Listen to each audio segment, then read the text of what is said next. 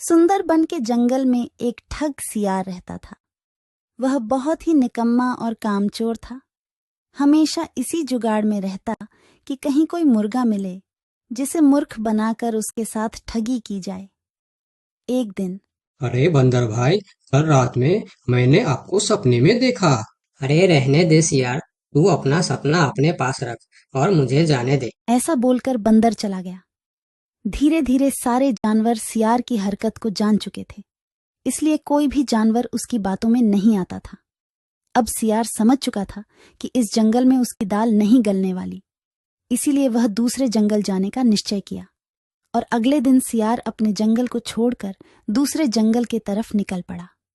दूसरी जंगल में पहुंचते ही दिन भर जंगल का जायजा लिया और शाम होते ही एक गधे को देख उसके पास गया और रुककर बोला, गधे भाई, मैं इस जंगल में नया आया हूँ और शाम भी ढल चुकी है।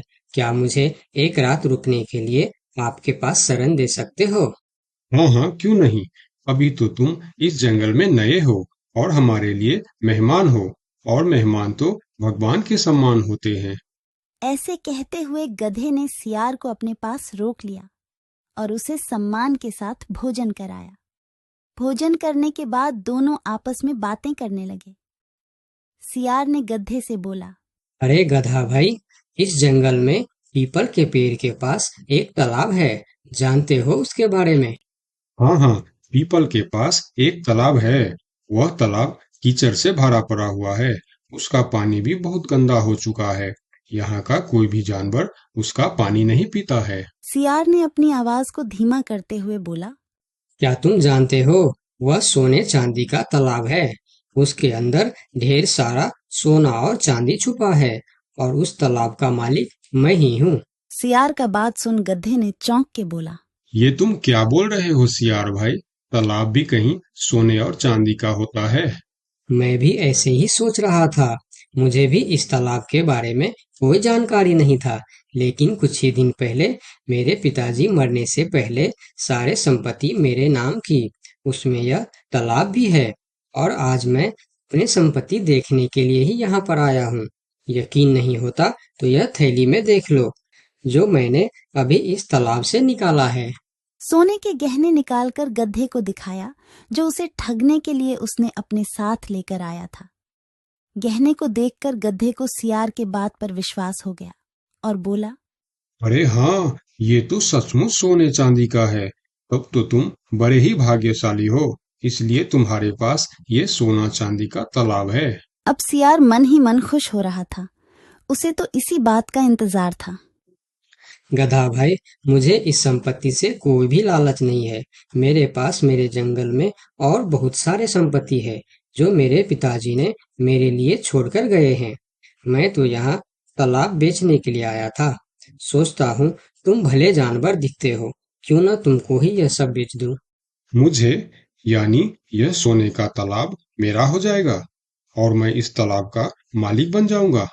बेचारा भोला भाला गदहा सियार की चिकनी चुपड़ी बातों में बहुत आसानी से आ गया और गधा सियार से सोने का तालाब खरीदने को तैयार हो गया। दोनों के बीच 4 सिक्कों का सौदा तय हुआ। ठीक है सियार भाई, मैं अभी जाकर हिरन के पास से 4 सिक्का लेकर आता हूँ। मेरे पास अपना घर न होने के कारण मैं अपनी सारी कमाई हिरन के पास ही रखता हूँ, और जब भी मुझे जरूरत पड़ता है मैं उससे ले लेता हूँ। ठीक है गधे भाई, लेकिन ध्यान से, जंगल में किसी को इस बात का पता नहीं चलना चाहिए, वरना जंगल के सारे जानवर मेरे पीछे ही पड़ जाएंगे। ऐसा बोल सियार गधे को भेज देता है और गधा हिरण के पास जाकर अपना सिक्का मांगता है। गधे भाई, घर में सब ठीक तो है ना? आज आपको अचानक से 4 सिक्कों का क्या जरूरत पड़ गया? अरे, वह अपने जंगल में जो तालाब है ना, मैं उसे खरीद रहा हूँ। तालाब खरीद रहे हो? क्या करोगे तुम तालाब खरीद के? तालाब का तो पता नहीं, लेकिन उसमें जितना सोना चांदी है वह सब मेरा हो जाएगा। तालाब में सोना? ये तुम क्या बोल रहे हो भाई? मुझे तो कुछ भी समझ में नहीं आ रहा है। मुझे डर है कि तुम कहीं कोई परेशानी में ना आ जाओ। देखो, तुम मुझसे कुछ भी मत छुपाओ। क्या बात है? साफ साफ बताओ मुझे। हमारे जंगल में एक बहुत ही अमीर सियार आया है। ढेर सारी संपत्ति है उसके पास। और तो और हमारे जंगल में जो तालाब है ना, जिसे हम लोग गंदा नाली समझकर उसका पानी भी नहीं पीते हैं, उस तालाब में ढेर सारा सोना और चांदी है। उसने तो मुझे उस तालाब से सोने का गहना भी निकाल कर दिखाया है। उसी तालाब को मैं खरीद रहा हूँ। हम दोनों के बीच 4 सिक्कों का सौदा हुआ है। मुझे तो वह सियार मूर्ख ही मालूम पड़ता है, जो इतने सस्ते में सोने का तालाब बेच रहा है। मूर्ख वो नहीं, मूर्ख तुम हो। भला तालाब भी कोई सोने चांदी का होता है? अरे गधा भाई, तालाब से पानी निकलता है, सोना नहीं। मैं भी ऐसे ही सोच रहा था, परंतु उसने मुझे सोने निकाल कर भी दिखाया। गधे भाई, मुझे वह कोई ठग मालूम पड़ रहा है, जो तुम्हारे आंखों में धूल झोंक कर तुम्हें झांसा दे रहा है। मैं एक तरकीब बताता हूँ, जिसे दूध का दूध और पानी का पानी हो जाएगा। कौन सा तरकीब हिरन भाई?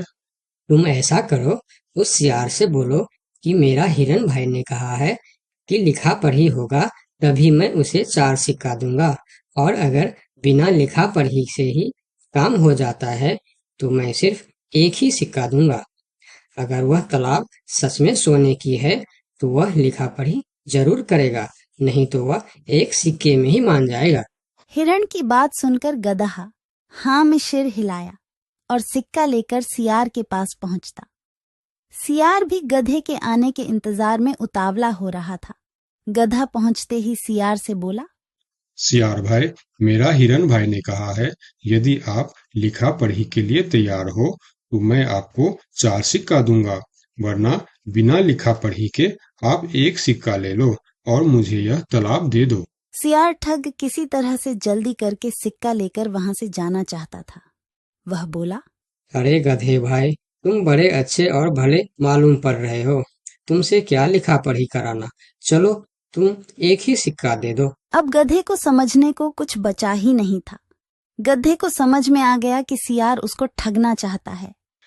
ठीक है सियार भाई, कोई भी शुभ कार्य करने से पहले मुंह मीठा करना जरूरी होता है।